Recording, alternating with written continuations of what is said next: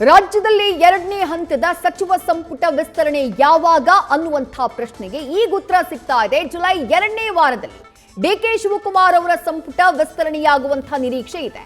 ದೆಹಲಿ ಪ್ರಯಾಣಕ್ಕೆ ಸಿದ್ಧರಾಗಿದ್ದಾರೆ CM DK Shivakumar ಹಾಗೆ ಮಾಜಿ ಸಿಎಂ ಸಿದ್ದರಾಮಯ್ಯ.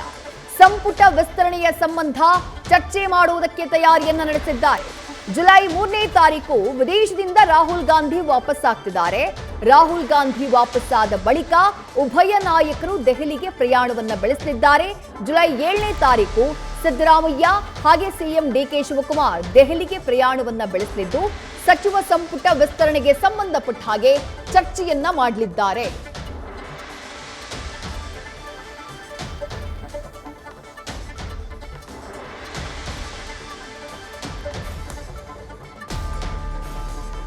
ರಾಜ್ಯ ಸಚಿವ ಸಂಪುಟ ವಿಸ್ತರಣೆ ಯಾವಾಗ?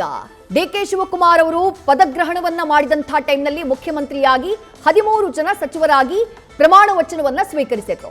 ಅದಾದಂತಹ ನಂತರದಲ್ಲಿ ಶೀಘ್ರದಲ್ಲೇ ರಾಜ್ಯಸಭೆ ವಿಧಾನ ಪರಿಷತ್ನ ಚುನಾವಣೆಯ ನಂತರದಲ್ಲಿ ಸಚಿವ ಸಂಪುಟ ವಿಸ್ತರಣೆ ಆಗುತ್ತೆ ಅಂತ ಹೇಳಲಾಗಿತ್ತು. ಆದ್ರೆ ಸಮಯ ಕಳೀತಾ ಇದೆ. ಇನ್ನೂ ಕೂಡ ಹಲವು ಇಲಾಖೆಗಳಿಗೆ ಮಿನಿಸ್ಟರ್ಗಳೇ ಇಲ್ಲ. ಅದರಲ್ಲೂ ಶಾಲೆಗಳು ಆರಂಭ ಆಗಿದ್ದಾವೆ, ಶಿಕ್ಷಣ ಸಚಿವರಿಲ್ಲ, ಜನರ ಆಕ್ಷೇಪ ಇದೆ. ಇದೆಲ್ಲದರ ಮಧ್ಯೆ ಸಚಿವ ಸಂಪುಟ ವಿಸ್ತರಣೆಗೆ ಸಂಬಂಧಪಟ್ಟ ಹಾಗೆ ಫೈನಲಿ ಜುಲೈ 2ನೇ ವಾರದಲ್ಲಿ ಸಚಿವ ಸಂಪುಟ ವಿಸ್ತರಣೆಯಾಗುವಂತಹ ನಿರೀಕ್ಷೆ ಸದ್ಯ ಮೂಡ್ತಾ ಇದೆ.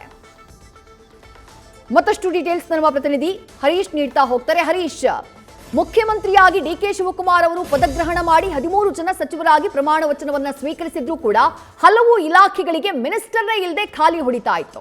ಫೈನಲಿ ಜುಲೈ 2ನೇ ವಾರ ಅನ್ನುವಂಥ ಮಾಹಿತಿ.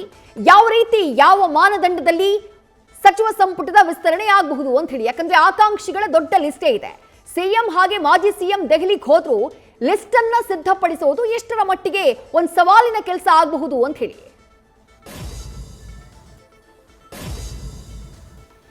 ವಿದೇಶದಲ್ಲಿ ಬಹಳ ಮುಖ್ಯವಾಗಿರುವಂತದ್ದು ಡಿಕೆ ಶಿವಕುಮಾರ್ ಅವರ ಸಚಿವ ಸಂಪುಟ ವಿಸ್ತರಣೆಗೆ ಸಂಬಂಧಪಟ್ಟಂಗೆ ಜುಲೈ 1ನೇ ವಾರದಲ್ಲಿ ರಾಜ್ಯದ ಪ್ರಮುಖ ನಾಯಕರು ದೆಹಲಿಗೆ ಪ್ರಯಾಣ ಬೆಳೆಸೋದಕ್ಕೆ ಸಿದ್ಧತೆ ನಡೆಸಿದ್ದಾರೆ ಅಂತ ಹೇಳಲಾಗ್ತಿದೆ. ಮಾಜಿ ಮುಖ್ಯಮಂತ್ರಿ ಸಿದ್ದರಾಮಯ್ಯ ಮತ್ತೆ ಮುಖ್ಯಮಂತ್ರಿ ಡಿಕೆ ಶಿವಕುಮಾರ್ ಅವರು ಇಬ್ಬರು ಕೂಡ ಜುಲೈ ಬಹುತೇಕ 7ರಂದು ಕೂಡ ದೆಹಲಿಗೆ ಪ್ರಯಾಣವನ್ನು ಬೆಳೆಸ್ತಾರೆ ಅನ್ನುವಂಥ ಮಾಹಿತಿ ಲಭ್ಯ ಆಗ್ತಾ ಇದೆ.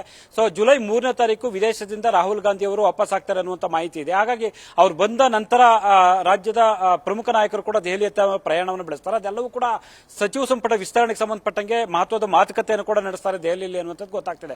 ಸೊ ಖಾಲಿ ಉಳಿದಿರ್ತಕ್ಕಂಥ 20 ಸ್ಥಾನಗಳಿಗೆ ಅಂದ್ರೆ 20 ಸಚಿವ ಸಂಪುಟ ಸ್ಥಾನಗಳು ಖಾಲಿ ಉಳಿದಿವೆ. ಆ ಸ್ಥಾನಗಳಿಗೆ ಸಂಬಂಧಪಟ್ಟಂಗೆ ಈಗಾಗಲೇ ಸಚಿವಾಕಾಂಕ್ಷಿಗಳು 40ಕ್ಕೂ ಹೆಚ್ಚು ಜನ ಇದ್ದಾರೆ.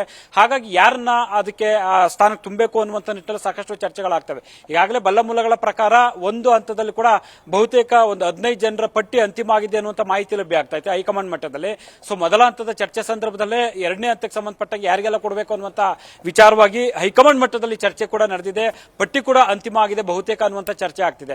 ಆದ್ರೂ ಕೂಡ ಈಗ ಒಂದು ಹಂತದಲ್ಲಿ ಡಿಕೆ ಶಿವಕುಮಾರ್ ಅವರು ಕೂಡ ಮತ್ತೆ ಸಿದ್ದರಾಮಯ್ಯ ಅವರು ಕೂಡ ಒಂದೊಂದು ಪಟ್ಟಿಯನ್ನು ಕೊಟ್ಟು ಬಂದಿದ್ದಾರೆ. ಮತ್ತೊಮ್ಮೆ ಕೂಡ ಅವರು ಪಟ್ಟಿ ಸಮೇತ ದೆಹಲಿ ಪ್ರಯಾಣವನ್ನು ಬೆಳೆಸ್ತಾರೆ. ಸೊ ಜುಲೈ 7ನೇ ತಾರೀಕು ಅವರು ದೆಹಲಿ ಪ್ರಯಾಣವನ್ನು ಬೆಳೆಸ್ತಾರೆ ಅಂತ ಹೇಳಲಾಗ್ತಿದೆ. ಅಲ್ಲಿಗೆ ಜುಲೈ ತಿಂಗಳಲ್ಲಿ ಬಹುತೇಕ ಕೂಡ 2ನೇ ವಾರದಲ್ಲಿ ಪ್ರಮಾಣ ವಚನ ಸ್ವೀಕರಿಸ್ತಾರೆ ಅನ್ನುವಂಥದ್ದು ಕೂಡ ಗೊತ್ತಾಗ್ತಿದೆ. ಬಹುತೇಕ ಪ್ರಾಂತ್ಯ ಮತ್ತೆ ಸಮುದಾಯವನ್ನು ಗಮನದಲ್ಲಿಟ್ಟುಕೊಂಡು ಸೊ ಪ್ರಮುಖವಾಗಿ ಸಚಿವ ಸಂಪುಟ ವಿಸ್ತರಣೆಯನ್ನು ಮಾಡ್ತಾರೆ ಅಂತ ಹೇಳಲಾಗ್ತಿದೆ. ಅದ್ರ ಜೊತೆಗೆ ಮುಂದಿನ 2028ರ ವಿಧಾನಸಭಾ ಚುನಾವಣೆಯನ್ನು ಗಮನದಲ್ಲಿಟ್ಟುಕೊಂಡು ಸೊ ಸಚಿವ ಸಂಪುಟ ವಿಸ್ತರಣೆ ಮಾಡ್ತಾರೆ ಅನ್ನುವಂಥದ್ದು ಕೂಡ ಈಗ ಗೊತ್ತಾಗ್ತಿದೆ. ಆದರೆ ಒಂದು ಇಲ್ಲಿ ಚರ್ಚೆ ಇರುವಂತದ್ದು ಪ್ರಮುಖವಾಗಿ ಸಿದ್ದರಾಮಯ್ಯ ಸಂಪುಟದಲ್ಲಿದ್ದಂತಹ ಹಲ ಹಿರಿಯರು ಏನಿದ್ದಾರೆ ಅವರು ಕೂಡ ಮತ್ತೊಮ್ಮೆ ಸಚಿವ ಸಂಪುಟವನ್ನು ಗಿಟ್ಟಿಸಿಕೊಳ್ಬೇಕು, ಸಂಪುಟದ ಸ್ಥಾನ ಗಿಟ್ಟಿಸಿಕೊಳ್ಬೇಕು ಅನ್ನುವಂಥ ಬಿಗಿಪಟ್ಟ ನಡೆದಿದ್ದಾರೆ. ಮಗದೊಂದು ಕಡೆ 2-3 ಬಾರಿ ಗೆದ್ದಿರ್ತಕ್ಕಂಥ ದೆಹಲಿಗೆ ಯಾತ್ರೆಯನ್ನು ಕೈಗೊಂಡಿದ್ದಂತ ಸೊ ಹಲವು ಶಾಸಕರು ಕೂಡ ಸೊ ತಮಗೊಂದು ಅವಕಾಶ ಕೊಡಬೇಕು ಅನ್ನುವಂಥ ಬಿಗಿಪಟ್ಟನ್ನು ಕೂಡ ಅವರು ಮಗದೊಂದು ಕಡೆ ಮಾಡ್ತಾ ಇದ್ದಾರೆ. ಮತ್ತೊಂದು ರಾಹುಲ್ ಗಾಂಧಿ ಅವರು ಹೊಸಬರಿಗೆ ಅವಕಾಶವನ್ನು ಕೊಡಬೇಕಾಗುತ್ತೆ, ಭವಿಷ್ಯದ ನಾಯಕತ್ವವನ್ನು ಉರುಳಿಸಬೇಕು ಅನ್ನುವಂಥ ನಿಟ್ಟಿನಲ್ಲಿ ಕೂಡ ಚಿಂತನೆ ನಡೆಸಿದ್ದಾರೆ. ಅದಕ್ಕೆ ಪೂರಕವಾಗಿ ಹೊಸ ಮುಖಗಳಿಗೆ ಅವಕಾಶ ಕೊಡಬೇಕು ಅನ್ನುವಂಥ ಚರ್ಚೆ ಆಗಿದೆ. ಸೊ ಹಾಗಾಗಿ ಹೊಸಬರು ಕೂಡ ತಮಗೊಂದು ಅವಕಾಶ ಕೊಡಿ ಅನ್ನುವಂಥ ಬಿಗಿಪಟ್ಟ ನೀಡಿದ್ದಾರೆ. ಹಾಗಾಗಿ ಯಾರಿಗೆಲ್ಲ ಅವಕಾಶವನ್ನು ಕೊಡಕ್ಕೆ ಸಾಧ್ಯ ಆಗುತ್ತೆ ಅನ್ನುವಂಥದ್ದು ಕೂಡ ಸಾಕಷ್ಟು ಕುತೂಹಲ ಕೆಡೆ ಮಾಡಿಕೊಟ್ಟಿದೆ. ಒಂದು ಮೂಲಗಳ ಮಾಹಿತಿ ಪ್ರಕಾರ ಬಹುತೇಕ ಹೈಕಮಾಂಡ್ ನಾಯಕರು ಸ್ಪಷ್ಟ ತೀರ್ಮಾನವನ್ನು ಕೈಗೊಳ್ತಾರೆ, ಯಾವುದೇ ಮುಲಾಜಿಗೆ ಅವಕಾಶ ಕೊಡದೆ ಸೊ ಅವರೇ ಕೂಡ ಪಟ್ಟಿಯನ್ನು ಅಂತಿಮಗೊಳಿಸ್ತಾರೆ ಅಂತ ಹೇಳಲಾಗ್ತಿದೆ. ಅಂದ್ರೆ ಸಿಎಂ ಡಿಕೆ ಶಿವಕುಮಾರ್ ಅವರಿಂದನೂ ಪಟ್ಟಿ ತೆಗೆದುಕೊಳ್ತಾರೆ, ಸೊ ಮಾಜಿ ಮುಖ್ಯಮಂತ್ರಿ ಸಿದ್ದರಾಮಯ್ಯ ಅವರಿಂದನೂ ಪಟ್ಟಿ ತೆಗೆದುಕೊಳ್ತಾರೆ. ಅಂತಿಮವಾಗಿ ಹೈಕಮಾಂಡ್ ನಾಯಕರು ನಾಯಕರು ಸ್ಪಷ್ಟ ತೀರ್ಮಾನವನ್ನು ಕೈಗೊಳ್ತಾರೆ ಅನ್ನುವಂಥ ಮಾಹಿತಿ ಲಭ್ಯ ಆಗ್ತಿದೆ. ಬಹುತೇಕ ಕೂಡ ಸಿದ್ದರಾಮಯ್ಯ ಅವರ ಮಾತಿಗೂ ಕೂಡ ಸಹಮತವನ್ನು ವ್ಯಕ್ತಪಡಿಸುವಂತಹ ಸಾಧ್ಯತೆ ದಟ್ಟವಾಗಿದೆ ಅಂತ ಹೇಳಲಾಗ್ತದೆ. ಯಾಕಂತಂದ್ರೆ ಅವರು ಸುಲಲಿತವಾಗಿ ಯಾವುದೇ ರೀತಿಯ ಗೊಂದಲಕ್ಕೆ ಅವಕಾಶ ಇಲ್ಲದಂತೆ ನಾಯಕತ್ವ ಬದಲಾವಣೆಗೆ ಒಂದು ಅವಕಾಶವನ್ನು ಕೂಡ ಮಾಡಿಕೊಟ್ಟಿದ್ದಾರೆ. ಈ ಹಿನ್ನೆಲೆಯಲ್ಲಿ ಹೈಕಮಾಂಡ್ ನಾಯಕರು ಸಿದ್ದರಾಮಯ್ಯ ಅವರ ಮಾತಿಗೆ ಬಹುತೇಕ ಸಹಮತವನ್ನು ಅಂದ್ರೆ ಅವರ ಪಟ್ಟಿಗೆ ಒಪ್ಪಿಗೆ ಕೊಡುವಂತಹ ಸಾಧ್ಯತೆಗಳು ದಟ್ಟವಾಗಿದ್ದಾವೆ.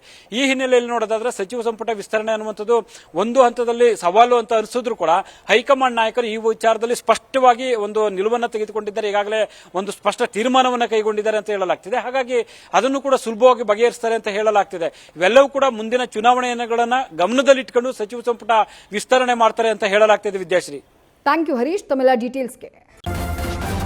ನ್ಯೂಸ್ ಫಸ್ಟ್ ನಿರ್ಭೀತಿಯಿಂದ ನಿಮ್ಮ ಪರವಾಗಿ.